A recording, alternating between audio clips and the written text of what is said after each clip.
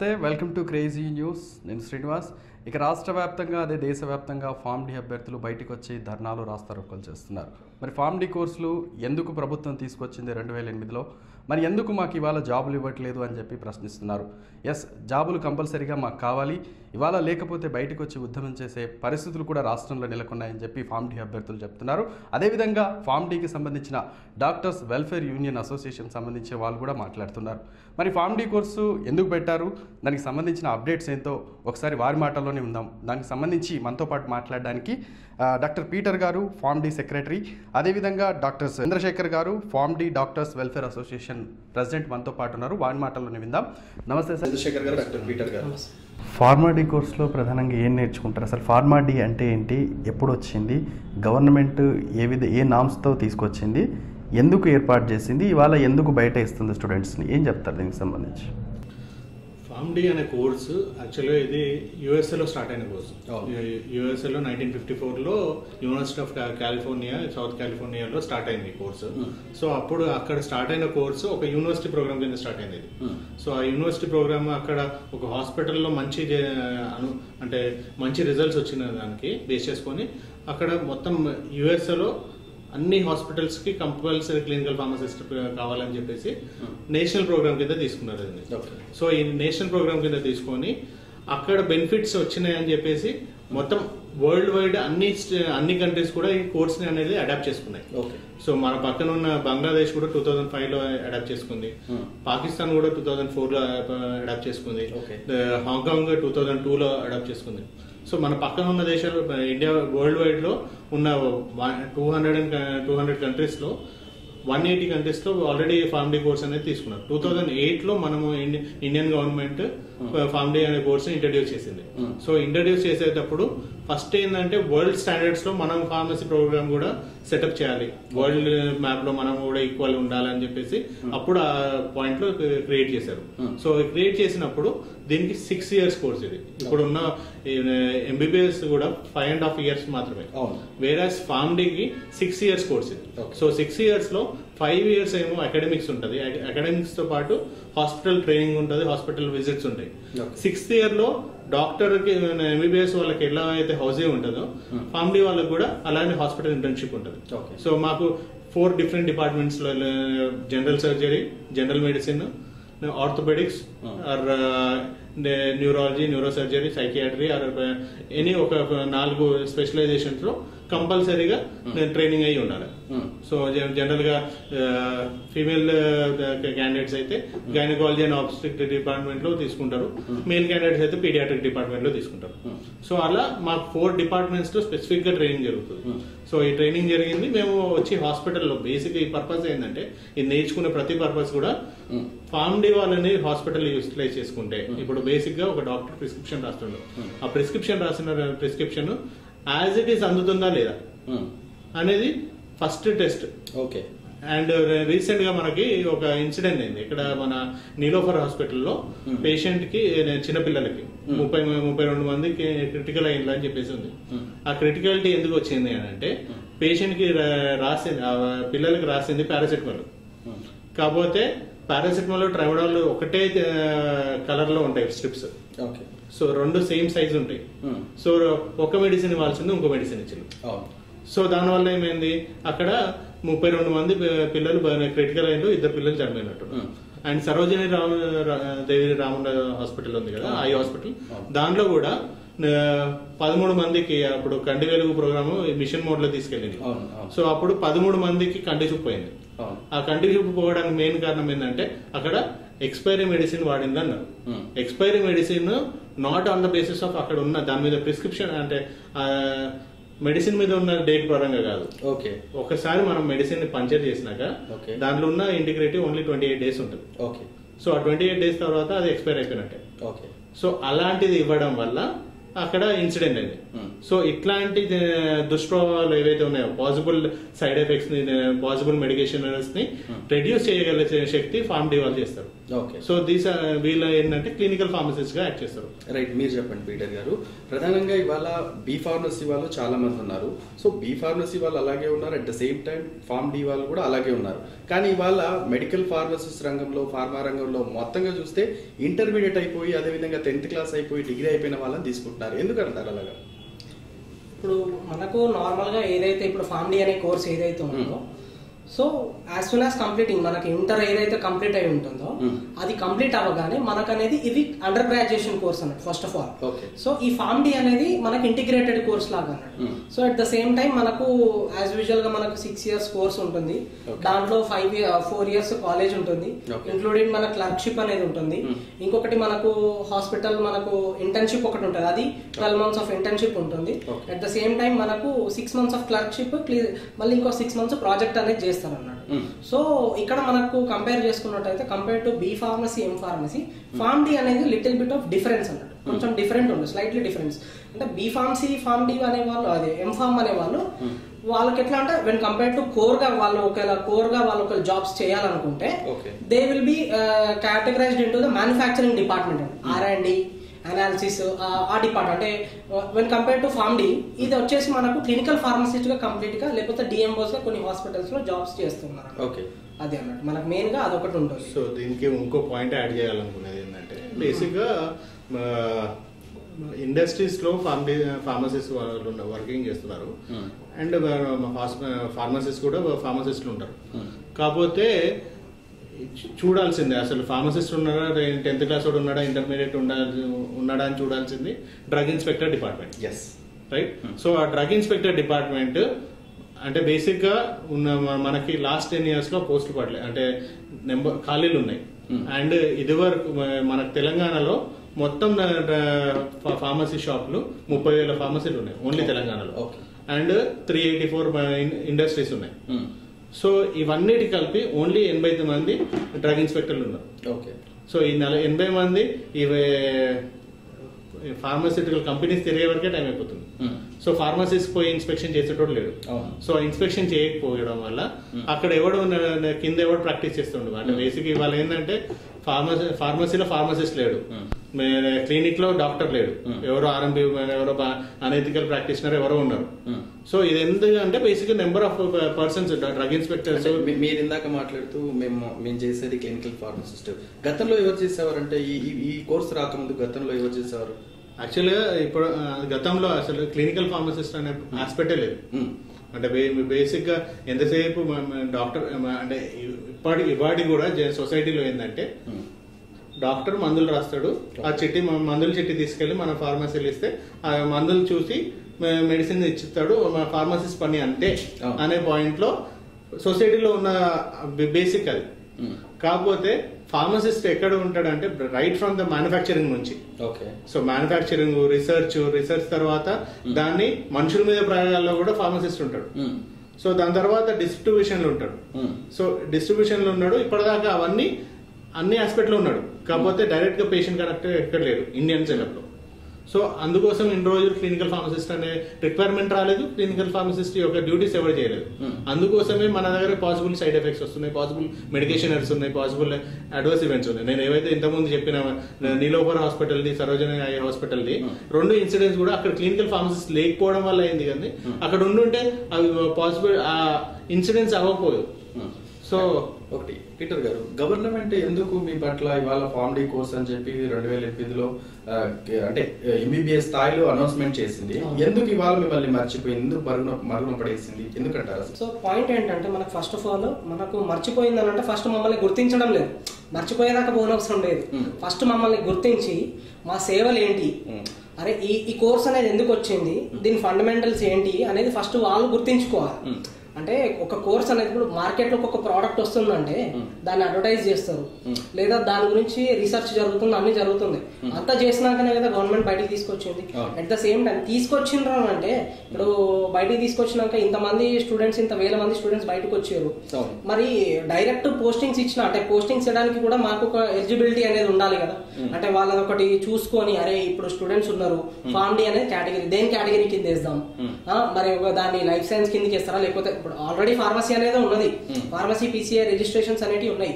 But at the same time మనకి ఏంటంటే ఇది ఎందుకు యూజ్ ఉంది, మరి వీళ్ళని మనము లైమ్ లైట్ లోకి తీసుకొస్తే ఏమవుతుంది, కాస్ట్ మినిమైజేషన్ ఏమైనా ఉంటుందా, లేకపోతే ఇప్పుడు లక్షలు పెట్టి హాస్పిటల్లో ఫీజులు కడుతున్నారు, కట్టాల్సిన అవసరం ఏమొస్తున్నది. ఇప్పుడు మరి అదే మరి ఫార్మడీ వాళ్ళని తీసుకుంటే మరి మెడికేషన్ ఎర్రర్స్ అనేవి తగ్గుతాయి, ప్రిస్క్రిప్షన్ ఎర్రర్స్ అనేవి చాలా మట్టుకు తగ్గుతాయి. ఎందుకనంటే ఒక డాక్టర్ అన్నట్టు మెడిసిన్ ఒక డిసీజ్ ని డయాగ్నోస్ చేస్తాడు. ఒక సేమ్ టైం ఒక ఫార్మసిస్ట్, ఒక క్లినికల్ ఫార్మసిస్ట్ అన్నట్టు ఒక 6 years చదివిన క్యాండిడేట్, ఒక ప్యూపిల్, వాడికి కూడా చాలా నాలెడ్జ్ ఉంటుంది ఒక డిసీజ్ పట్ల, ఒక మెడికేషన్ పట్ల, ఒక డయాగ్నోసిస్ పట్ల. వాడికి ఏ డ్రగ్ ఏది మీద యాక్ట్ చేస్తుంది, ఈ డ్రగ్ అనేది ఇవ్వచ్చా ఇవ్వరాదా అన్న పాయింట్ మెయిన్ గా ఉంటుంది. సో గవర్నమెంట్ కూడా ఇది వాళ్ళని గుర్తించాలి. ఇప్పుడు మాకేదో ఒకవేళ వాళ్ళు మేము బ్లైండ్ గా మేము మీకు జాబ్స్ ఇవ్వలేము అంటే పుట్ అన్ ఎంట్రన్స్ ఎగ్జామ్, ఒక ఎంట్రన్స్ ఎగ్జామ్ పెట్టి ఎవరు ఎలిజిబుల్ కాదు, మినిమం కట్ ఆఫ్ మార్క్స్ పెట్టి ఇది ఎలిజిబిలిటా కాదా, వీళ్ళు ఎవరెవరైతే వస్తున్నారో రాలేదా. ఎందుకంటే ఇది ఇట్స్ లైఫ్ సైన్స్, అంటే ఒక మెడికల్ కి సంబంధించింది కాబట్టి ఏదో హైర్ చేసుకున్నామా కాదు. ఈ రోజు రెగ్యులేషన్ పంపించారు, ఒట్టిగానే పంపలేదు కదా. డాక్టర్ చంద్రశేఖర్ ఫామ్డీ ఈయన ఒక స్టేట్ ప్రెసిడెంట్ గా ఈయన ముందు నుంచి తీసుకొని బాధ్యతలు తీసుకొని ఇంతగానం ఫైట్ చేసుకుంటూ వచ్చిండు. తనతో కూడా ఎంతో మంది కృషి చేసిన వాళ్ళు ఉన్నారు, చేసినారు కాబట్టి ఈ రోజు ఇటు వరకు వచ్చింది. ఇప్పుడు దీన్ని మళ్ళీ మేము పూజ చేయాలి, పూజ చేస్తే అప్పుడు అర్థం అవుతుంది. అంటే ఇప్పుడు ఒక గవర్నమెంట్ కి ఎప్పుడు ముందు చూపు అనేది ఉంటది, లేదనేది ఎవరన్నారు. బట్ ఉన్నప్పుడు అట్ ద సేమ్ టైం ఈ హెల్త్ కేర్ లో కూడా మనకు కొంచెం చూపిస్తే ఈ కాస్ట్ మినిమైజేషన్ లేకపోతే ఇది ఒక పేషెంట్ యొక్క హెల్త్ బెనిఫిట్స్ అనేది చాలా కవరప్ చేయొచ్చు అనేది మెయిన్ పాయింట్ అన్నట్టు. అది ఒకటి మనకు మెయిన్ పాయింట్. మీరు యాజ్ ఏ అంటే welfare association, doctors welfare association president అని చెప్తున్నారు. మీరు ఎప్పుడైనా కానీ సంబంధిత మంత్రులను కానీ వైద్య ఆరోగ్య శాఖ మంత్రులను కానీ కలిసి ఏదైనా మెమోరాండం అట్లాంటి కూడా ఏమైనా జరిగిందా? మాకు జాబులు కావాలి, మాకు స్టూడెంట్స్ జాబులు లేవు, ఇలా ఇబ్బందులు పడుతున్నాం అని చెప్పి వందల సార్లు ఇచ్చాను. అంటే కేసీఆర్ గారికి ఇచ్చాను, కేటీఆర్ గారికి ఇచ్చాను, లక్ష్మారెడ్డి గారికి ఇచ్చాను, రాజయ్య గారికి ఇచ్చాను. అండ్ ఇప్పటివరకు ఎంతమంది ప్రిన్సిపల్ సెక్రటరీలు, ఇప్పటివరకు 4 ప్రిన్సిపల్ సెక్రటరీలు మారారు, ఆ 4 ఇచ్చాను. అది కాకుండా అపోజిషన్ లీడర్స్ కూడా ఇచ్చాను. సో అపోజిషన్ లీడర్స్ కూడా ఇచ్చాను, కిషన్ రెడ్డి గారు కూడా ఇచ్చాను. సో ప్రతి ఒక్కరికి రిప్రజెంటేషన్, మేము ఎక్కని మెట్టు లేదు, మొక్కని కొండ లేదు అన్నట్టు ప్రతి ఒక్కరికి మేము ఇప్పటివరకు ప్రతి ఒక్కరికి అప్రోచ్ అయ్యాము. ప్రతి ఒక్కరికి మేము రిప్రజెంటేషన్ ఇచ్చినాం. రిప్రజెంటేషన్ ఇచ్చిన బేస్ రిప్రజెంటేషన్ ఇచ్చారు. ప్రధానంగా చెప్తున్నది ఎందుకు మమ్మల్ని పక్కన పెట్టారంటే వాళ్ళ సైడ్ నుంచి ఏం ఆన్సర్ వస్తుంది అసలు? అంటే బేసిక్ థింగ్ ఏంటంటే ఫస్ట్ ఇప్పటివరకు ఇట్లాంటి కోర్స్ లేదు కాబట్టి, సో ఇట్లాంటి పోస్ట్ గురించి ఐడియా లేదు. గవర్నమెంట్ లో ఎవరైతే ఇప్పుడు గవర్నమెంట్ ఫామ్ అయిందో ఆ గవర్నమెంట్ కి ఐడియా లేకుండే. 2014 లో ఎప్పుడైతే కలిసినామో అప్పుడు ఏమన్నారంటే మేము ఇప్పుడే గవర్నమెంట్ ఫామ్ చేసినాం, మాకు ఇంకా ఎంతమంది అవసరం అవుతుందో, ఎక్కడ అవసరం అవుతుంది, అసలు దీని మెరిట్స్ ఏంది అనే పాయింట్ లో వాళ్ళకి మాకు తెలియదు, we will make an committee అని చెప్పి అన్నారనమాట. సో 2015 లో మేము డిమాండ్ చేసిన పరంగా జియో నెంబర్ 515 అని చెప్పేసి ఒక జియో రిలీజ్ చేశారు. సో ఈ జియో రిలీజ్ చేసి జియో కింద 3 member కమిటీ అపాయింట్ చేశారు. సో ఆ 3 member కమిటీలో ఎవరు ఉంటారంటే, ఒకటి director of medical education doctor Ramesh Reddy గారు ఉన్నారు, and second drug control administration president chairman ఉన్నారు, థర్డ్ ఫార్మసీ కౌన్సిల్ ప్రెసిడెంట్ ఉంటారు. సో వీళ్ళు ముగ్గురు కమిటీ సెటప్ చేసిండ్రు. అది 2015 లో జియో రిలీజ్ అయింది. సో మేము చేసిన ధర్నాలు బేస్ చేసుకుని 2015 లో మేము చేసినాక అప్పుడు జియో రిలీజ్ అయింది. తర్వాత 2018 దాకా దాని గురించి అసలు ఒక మీటింగ్ కూడా కాలేదు, ఏం కాలేదు. సో 2018 లో మేమేం చేసినామంటే 45 days ధర్నా చేసినాం. ఎక్కడెక్కడ చేసినాం, ఖమ్మంలో చేసాం, వరంగల్లో చేసినాం, కరీంనగర్లో చేసినాం. సో ధర్నా చేసినాము. బ్యాచ్ బయటకు వచ్చింది 2014 లో, మీరు చేసింది 2018 లో. సో 2018 లో మేము 45 days ధర్నాలు చేసినప్పుడు అప్పుడు కమిటీ మీటింగ్ పిలిచిండు. సో కమిటీ మీటింగ్ పిలిచిండు. కమిటీ మీటింగ్ లో నేను కూడా మెంబర్ ఉండే. సో మేము మినిట్స్ కింద మేము ఏమేమి అంటే మేము వట్టిగానే పోయి మేము ఇది ఇవ్వండి, మేము ఇంత ఫీజులు కట్టినాం, లేకపోతే 6 సంవత్సరాలు చదివిన పాయింట్ లో మేము రిప్రజెంటేషన్ చేయలేదు. వరల్డ్ వైడ్ లో ఎక్కడెక్కడ ఎట్లా బెనిఫిట్ అయింది, సొసైటీకి ఎట్లా బెనిఫిట్ అయింది, లార్జెస్ట్ సెక్షన్ లో ఎట్లా బెనిఫిట్ అయింది అని చెప్పేసి మేము ఆ రిప్రజెంటేషన్ కాపీ ఇచ్చాం వాళ్ళకి. రిప్రజెంటేషన్ ఇచ్చి దాని మినిట్స్ ఎప్పుడైతే మినిస్ట్రీకి ఇచ్చారో, సో ఆ రోజు ఏమన్నారంటే క్లినికల్ ఫార్మసిస్ట్ గురించి ఇప్పటివరకు అమెండ్మెంట్ లేదు. ఫస్ట్ ఇప్పుడు ఉన్న దాంట్లో ఏంటంటే ఫార్మసీలో 3 క్యాడర్స్ ఉన్నాయి ఇప్పుడు ప్రస్తుతం. Pharmacist grade 2, grade 1, supervisor. So ఈ 3 ఫార్మసీస్ కూడా దీనికి డిప్లొమా ఇన్ ఫార్మసీ మాత్రమే eligibility. So diploma bachelors eligibility. So pharm D అనేది హైయెస్ట్ క్వాలిఫికేషన్. సో మేము ఇప్పుడు డిప్లొమా వాళ్ళు పోయే ప్రతి దగ్గర మేము పోయినాం అనుకోండి, టాలెంటెడ్ క్యాండిడేట్ కి ఇవ్వాలనుకుంటే ఫార్మ్ డి వాళ్ళకి జాబ్స్ అన్ని వెళ్తాయి. సో అప్పుడు ఫార్మ్ డి డిప్లొమా వాళ్ళకి నష్టం జరుగుతుంది. సో వాళ్ళ గడుపును కొట్టేసి మాకు జాబ్లు ఇవ్వాల్సిన అవసరం లేదు. సో మేమేం అడిగినామంటే మాకు సపరేట్ క్యాడర్ ఇవ్వండి, ఎందుకంటే వాళ్ళు అమెండ్మెంట్ వచ్చింది. సో ఇప్పుడు మేము ఇప్పుడు సెంట్రల్ లెవెల్ మొన్నటిదాకా అమెండ్మెంట్ లేదు అని చెప్పేసి గవర్నమెంట్ తప్పించుకుంటుంది, స్టేట్ గవర్నమెంట్. సో ఇప్పుడు ఆ అమెండ్మెంట్ ని యూజ్ చేసుకొని మేము ఇప్పటికైనా జాబ్లు క్రియేట్ చేయండి అని చెప్పేసి మేము రిప్రజెంటేషన్ ఇద్దాం. పీటర్ గారు, ప్రధానంగా ఇవాళ అంటే ఎంబీబీఎస్ సంబంధించి ఇందాక సార్ మాట్లాడుతూ, చంద్రశేఖర్ గారు మాట్లాడుతూ 5.5 కోర్స్ ఎంబీబీఎస్ అని చెప్పారు. ఇవాళ ఫార్మ్ డి కి సంబంధించి 6 years కోర్స్ అని చెప్పారు. కానీ 5.5 years చేసిన వాళ్ళు ఇవాళ అనేక ఉన్నత రంగాల్లో ఉన్నారు, రకరకాల హాస్పిటల్స్ పెట్టుకున్నారు, కార్పొరేట్ కానీ ప్రభుత్వ వైద్యశాలలు కానీ రకరకాలుగా పెట్టుకొని వెల్ ఎకనామిక్ గా సెటిల్ అయి ఉన్నారు. ప్రధానంగా మీరు ఇవాళ 6 years కోర్స్ చేసి ఎందుకు ఇలా ఉన్నారు అంటే దానికి దీనికి డిఫరెన్స్ ఏంటి ఎంబీబీఎస్ కి ఫార్మ్ డి కి? So first of all MBBS అనేది వాళ్ళు ఎంటైర్లీ మెడికల్ ఫీల్డ్ అనేది దాని కిందకి ఒక ముద్ర పడిపోయిందండి. ఇప్పటి నుంచి అనే కాదు, అదొక 100 ఏళ్ల నుంచి అదొకటి పడిపోయింది. ఈ ఫార్మ్ డి అనేది ఇనిషియల్ గా మన దగ్గర అంటే ఇక్కడ 2008 లో రావడము, దాని తర్వాత 2014 లో ఫస్ట్ బ్యాచ్ బయటికి రావడము అనేది గవర్నమెంట్ అనేది అంటే వాళ్ళు ఫస్ట్ చూసుకొని ఉంటారు, చూసుకొని అయితే తీసుకురారు బయటికి. సో తీసుకొచ్చినప్పుడు కూడా వాళ్ళు ఆలోచించాల్సింది. ఎందుకంటే ఇప్పుడు ఒక ఫార్మ్ డి చదివేటోడు 40,000 30,000 కాలేజ్ సెమిస్టర్ ఫీజులు కడతలేరండి, లక్షలు. ఇప్పుడు నేను 12 లక్షలు కట్టి కాలేజ్ ఫీజు చదివినాను అంటే ఇప్పుడు 12 లక్షలు కట్టి చదివినాను అంటే నేనేం ఉన్నోని కాదు, నేను అప్పు చేసి చదివినోని. ఇప్పుడు అప్పు తీర్చడానికి కూడా నాకు కావాలి కదా మళ్ళీ. ఇప్పుడు కనీసం ఇప్పుడు నాకు గవర్నమెంట్ అనేది కూడా నాకు కొంచెము గుర్తించి ఇప్పుడు మరి ఫార్మ్ డి వాళ్ళు ఉన్నారు, వాళ్ళు ఈ కోర్స్ లో అంటే అంటే మేము 2 years ఫార్మకాలజీ చదువుతాము, థెరపటిక్స్ చదువుతాము. అంటే ఒక ఫార్మకాలజీ అనేది పీక్యాన్ పీడిఎఫ్ఎక్స్ అని అంటారు. దాంట్లో అంటే మెడికల్ టర్మినాలజీలో ఫార్మకోకైనెటిక్స్, ఫార్మకోడైనమిక్స్ అనేది ఉంటుంది. అంటే ఒక డ్రగ్ బాడీకి ఇస్తే ఏం జరుగుతుంది, ఒక బాడీ డ్రగ్ ని ఏం చేస్తుంది అనేది ఒకటి ఉంటుంది. దాంట్లో మేజర్ గా మాకు అంటే ఒక ఫార్మ్ డి వాళ్ళకి in depth and sound knowledge ఉంటుందని మేము చెప్తాము. ఎందుకనంటే చదివిన 6 ఏళ్లలో 4 ఏళ్ళు మేము మెడికేషన్స్ చదువుకుంటాము, వాటి క్లాసిఫికేషన్స్, వాటి బయో అవైలబిలిటీ, వాళ్ళ టీ హాఫ్ లైఫ్, వాళ్ళ మోడ్ ఆఫ్ యాక్షన్స్, వాళ్ళు ఏ కేటగిరీస్ కిందికి వస్తుంది, ఈ డ్రగ్ ఇవ్వచ్చా ఇవ్వరాదా, దీనికి వైస్ వర్సా ఇంకేం డ్రగ్స్ ఉన్నాయి, కాన్కమిటెంట్ మెడికేషన్స్ అవి వాడేటప్పుడు మరి ఇవి వాడొచ్చా అనేది ఎక్కువ సౌండ్ నాలెడ్జ్ అంటే గ్రేట్ నాలెడ్జ్ అనేది ఒక ఫ్యామిలీ క్యాండిడేట్ కి ఉంటుంది అన్న పాయింట్ ఆఫ్ వ్యూలో వీళ్ళు గుర్తించినప్పుడు వీళ్ళు బయటకు వస్తారు. అంటే ఫర్ ఎగ్జాంపుల్ మాకేం హాస్పిటల్ కట్టి మా చేతులు తాళాలు పెట్టమని అయితే మేము అనట్లేదు. పాయింట్ ఏంటంటే మమ్మల్ని గుర్తించండి, మా వల్ల మీకు ఏం లాభం ఉంది అంటే మేము లక్షల ఫీజులు అడుగుతలేము. అంటే మేము మేము చదివినాం కదా, మేము ఇన్ని లక్షలు కట్టినాం, మరి నేను ఈ కాలేజ్ నుంచి చదివినా, అలా నా కాలేజ్ నుంచి చదివినా, ఈ కాలేజ్లో నేను 15 లక్షలు కట్టినా, నాకు నెలకు 1 లక్ష రూపాయలు ఇవి అని చెప్పేసి మేము అడగట్లేదు. At least create a cadre. అంటే మేము ఇప్పుడు ఫార్మ్ డి వాళ్ళు అంటే డి ఫార్మ్ ఉన్నది, దీంట్లో బి ఫార్మ్ ఉన్నది, ఎం ఫార్మ్ ఉన్నది, కంపేర్ టు ఆల్ దీస్ మళ్ళీ ఫార్మ్ డి అనేది డిఫరెంట్. కాబట్టి మాకు దక్కట్టు మాకు ఒక సపరేట్ క్యాడర్ అనేది క్రియేట్ చేసి మాకంటూ ఒక లైన్ చూపించి, అరే మీది మీ క్యాడర్ ఇది, మీరు ఇక నొల్లి పెట్టకండి, మీరు బయటికి రాకండి, మిమ్మల్ని రోడ్డు మీద పడేయలేదు, మీకంటూ ఒక జాబ్ ఉంది. ఎన్నో డిపార్ట్మెంట్స్ ఉన్నాయి, న్యూరాలజీ ఉంది, ఆప్థమాలజీ ఉంది, ప్రతి డిపార్ట్మెంట్ లో ప్రతి మెడికేషన్ ఉంటుంది, ఇంట్రాడర్మల్ ఉంటుంది, ప్యాచెస్ ఉంటాయి, మనకు ఇంట్రామస్కులర్ ఉంటాయి, ఎన్నో ఇంజెక్షన్స్ ఉంటాయి, టాబ్లెట్స్ ఉంటాయి, అన్ని ఫార్ములేషన్స్ అన్నీ ఉంటాయి, అన్ని డోసేజ్ ఫార్మ్స్ ఉంటాయి. సో కాబట్టి ఒక్కొక్క దానికి ఒక్కొక్క మనకు దాని ఏడిఆర్స్ అనేవి ఉంటాయండి. ప్రతి డ్రగ్ అనేది it's a foreign particle. So బాడీలోకి ఎంటర్ అయినప్పుడు అంత ఈజీగా టాలరేట్ చేయదు. సో టాలరేట్ చేయనప్పుడు it will rise an ADR అన్నట్టు. ప్రతి దానికి ఒక ఏడిఆర్ అనేది ఉంటుంది. ఆ ఏడిఆర్ అనేది ఫైండ్ అవుట్ చేసేది అంత నాలెడ్జ్ ఉండేది ఒక ఫార్మ్ డి గ్రాడ్యుయేట్ కి అన్న పాయింట్ ఆఫ్ వ్యూలోనే మేము నమ్ముతున్నాం. ఎందుకంటే మాకు అన్ని ఇయర్స్ చదివినాం కాబట్టి మాకు ఒక సౌండ్ నాలెడ్జ్ అనేది ఉంటుంది దాని మీద. సో దాన్ని బట్టే మేము ఇప్పటికైనా మాకు ఒక క్యాడర్ క్రియేట్. ఫర్ ఎగ్జాంపుల్ ఇప్పుడు చూడండి, యాక్టర్ కొడుకు యాక్టర్ అవుతున్నాడు, రేపు పొద్దున ఇప్పుడు నేను ఫ్యామిలీ చేసినాను, నా కొడుకుకి నేను ఏమని చెప్పుకోవాలా? సరే నా కొడుకో నా కూతురో లేకపోతే హాస్పిటల్ రేపు వాళ్ళ స్కూల్కి వెళ్తాను, వాట్ ఏ ఫాదర్ డస్ అని అంటే డాక్టర్ అని చెప్తాడు, కరెక్టే ఒప్పుకుంటాను. అంటే మీ డాడీ, అరే మా డాడీ కూడా డాక్టరే, మరి మీకు డాడీ ఏ కాలేజ్లో చదివాడు, మా డాడీ ఏం కాలేజ్ చదివినప్పుడు, అరే మావాడి మరి మా హోలీ మేరీ అన్నట్టు. ఫర్ ఎగ్జాంపుల్ ఒక కాలేజ్కి చదివినప్పుడు హోలీ మేరీ అనే కాలేజ్ నేను చదివినా, హోలీ మేరీ మెడికల్ కాలేజ్ కాదు కదా. మళ్ళీ ఫామ్డీ, అప్పటికి కూడా ఫామ్డీ అనేది వెలుగులోకి రాదు. ఎందుకంటే ఇప్పుడు ఇంత చేస్తేనే ఇన్ని 7-8 ఏళ్ళు తప్పిస్తేనే ఇన్ని కొట్లాట, అంటే ఇప్పుడు మనకి ఇంత ఎడ్యుకేషన్స్ జరిగితేనే మనకి ఈ రోజు ఒక రెగ్యులేషన్ వచ్చింది.